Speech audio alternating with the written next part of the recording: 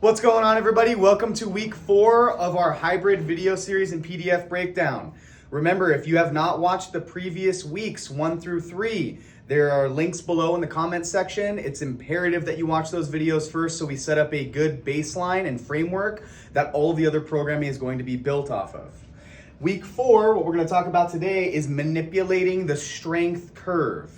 What is a strength curve? So a strength curve is the ability for your body to produce force or resistance throughout various angles or ranges of motion. Simple example, if I'm holding a dumbbell in my hand like this, I could probably hold it for a couple hours before I'd have to drop it. If I hold the same load like this, I got a couple minutes before my arm's gonna blow up.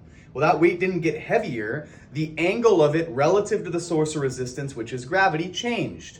So we get peak mechanical tension when we're perpendicular to the source of resistance. Gravity is always going straight up and down, so when we're 90 degrees relative to gravity or perpendicular, we're going to have the most amount of work being accomplished. So again, using this example, holding the dumbbell, let's use my bicep as an example, there's not much tension on my bicep. A little more peak tension, and then a little less. This applies to all of our movement patterns.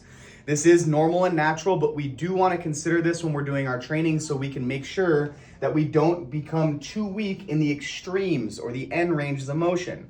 When you're accomplishing an exercise, you'll probably notice when you really struggle, it's either going to be at the bottom or at the top. You're not going to be able to lift it up or you're not going to be able to lock it out, and we can consider that in the programming to make sure that we build strength and competency there so our movements remain safe and effective.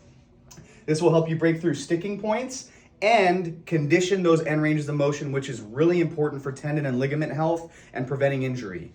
So you can see I'm a really accomplished artist here. This is not a hat, that's a bell curve. That is an example of the strength curve. How we're manipulating these properties is through the use of deficits, bands, chains, partial reps, things of that nature where we can really load the end ranges to make sure, again, that we don't hurt ourselves and we're able to produce a strong foundation for producing force off of. So we're gonna go out into the gym floor here. We're gonna give you guys some examples of how you can manipulate the strength curve and maintain a good variable stimulus without getting so complicated that we're not able to achieve progressive overload and use more load on these lifts and move forward and make progress. We'll see you guys on the floor. Peace.